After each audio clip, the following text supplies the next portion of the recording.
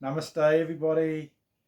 This is my crazy life of a yogi. I started decades ago. How how I was born into this family on the right hand, military dad, lieutenant colonel, hard ass. On the other side, mum, beautiful, head of the Peace Foundation. So she installed love, he installed hardness. A bit like yin and yang, guys, the yin and yang. Yin, female aspect, and yang, male aspect. So I saw both sides, and I realize now that you need both sides to live. You need to be using both sides. One driving, motivated, and you need love, compassion, understanding to be truly happy. One without, it's like, one with both of them work together in a synergistic role. So I saw both sides. My mum introduced me to yoga when I was young, even before teenager, when I was little. So I started doing yoga because I was subjected to a lot of violence, verbal abuse from my dad. I did martial arts. So that helped me on the physical side become harder, become stronger, realize that the physical side, and also realize the yogic as well. Both sides require discipline, guys, and that's the key. So I had both sides to my life. Now, what happened after, these two parents I've got, beautiful parents, both of them have their own qualities. When I was going surfing one day, with my cap backwards and my surfboard in the back of the car, midday I had an altercation. This guy businessman pulled over and kind of blocked me into the side of the road, and I basically reacted. I stood up for myself and put him in a headlock.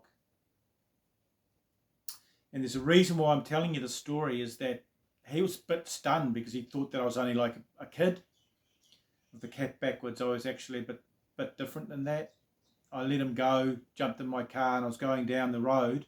I felt the black mass of energy feeding on the violence, that side of things. So I was aware of that because I'd been doing yoga before I actually had altercation.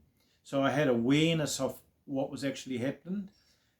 Tears streamed down my face, and I could see my life's forked. The path of basically being tough man syndrome, beating people up, living that life, and then the life of a yogi. I was still relatively young, so I went for a surf, then I came back. I stopped doing martial arts and fully committed to yoga. So that I walked the path of a yogi. So I saw both sides, and I chose the path of love and compassion and moving on up vibration. So that altercation actually helped. And all things, guys, that actually happen to you in your life, if you look at them from a higher perspective, you actually realize they're there just to help you evolve. They're keys in this matrix to unlock the game for you to go up to higher levels within this game, and eventually samadhi, enlightenment. So after that happened, I just fully focused on my yoga. I went to university, I studied science, I studied philosophy, anthropology, and things like that. But then I decided I'd I started writing books as well. So I ended up writing 18 books. I've written 5 novels. And in that time, to get enthused and to get inspiration, I went deep into the bush for a few days. I was doing my training, my meditating, all kinds of things. I was in the bush. I was basically training in there, getting inspiration from my books, writing things down, just basically tuning into nature. And one night, I basically, or on dusk, I was coming out of a valley back to my tent where I stayed. I stayed there for a good week, in total isolation. And as I was walking up the valley, this owl, in our country, New Zealand, it's called a moorpork. It was following me up behind me, and I could feel its presence as I was walking up. It was obviously tuning into me because I've been doing lots of meditation and yoga and stuff like that. Now this is the crazy part of the story. It landed on a branch in front of me. And it's only little, little owl, and it sat there and it had massive eyes. Its talons were grabbing the branch, its beak, and it was just looking at me. I was kind of dumbfounded as it came out of the blue so fast. I bowed in front of it and was just giving love and peace, very peaceful when I bowed. I was still kind of gobsmacked, really shocked. It's staying there looking at me with its talons on the branch. And then I wanted to go, so I went like that to say I'm going, and it went like that.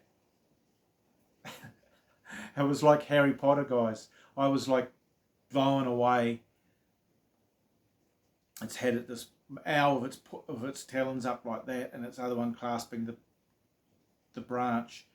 I was just like, wow. And I walked past it, walked around it. So that was a real transformation moment as well. That kind of realized that animals tune into your resonance. People tune into your resonance, your vibration, what you're vibrating with. It picked up on my resonance that I was tuned in, love, putting out love and peace to it. I was no threat, and it basically reciprocated. So that's one of the things that happened. And then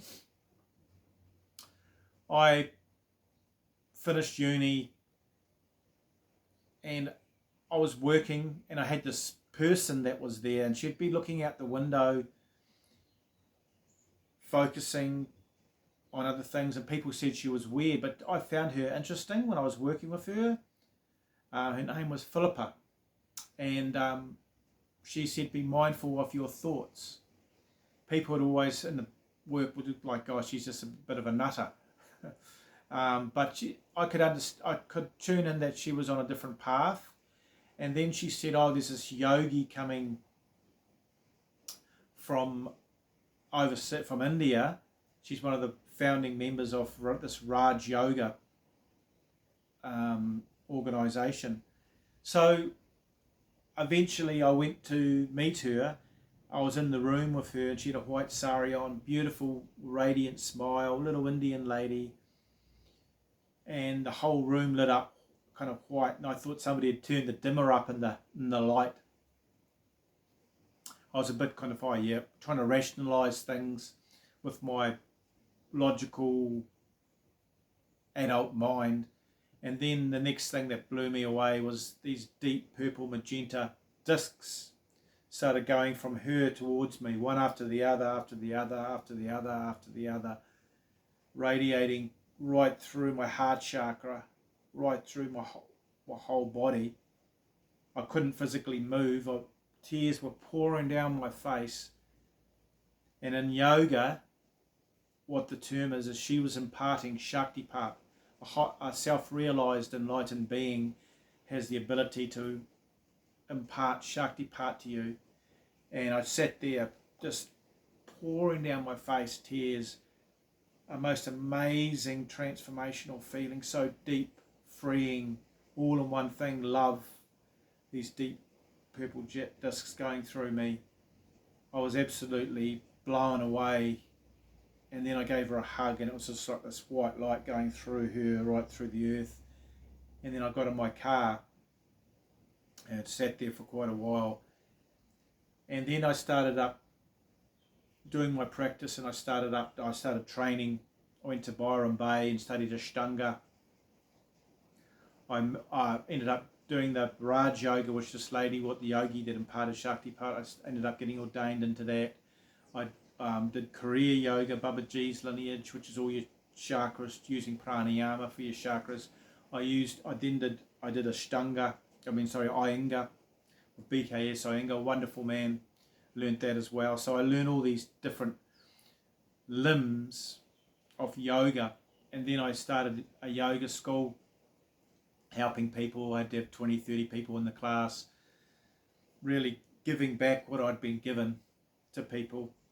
And then one particular day, there was this beautiful girl there, and at the end of the class, she came up to me and said, "Oh, my back's been really hurting me for years, and I just don't know what to do. I'm at my wit's ends. I've been to chiropractors, doctors. I've even looked at surgery.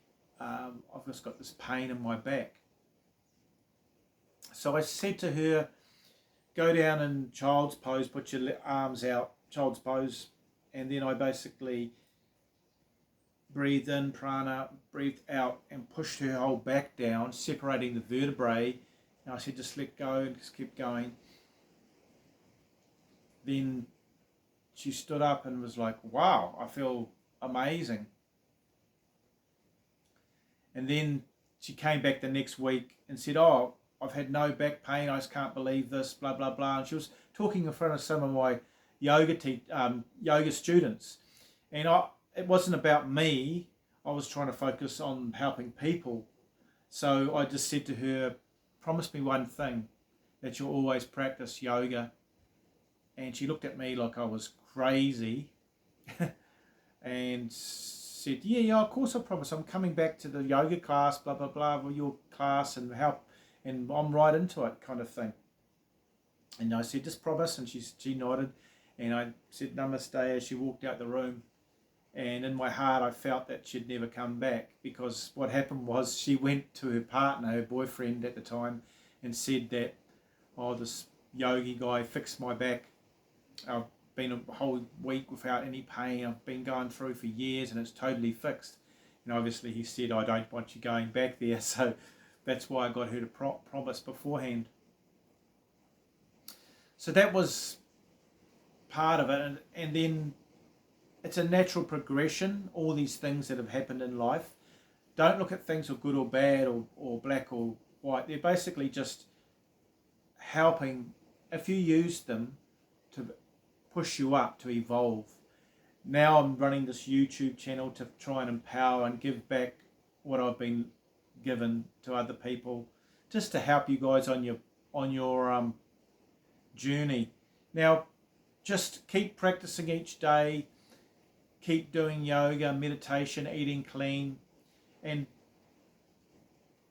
be a person of your word. If you write down like I do each day,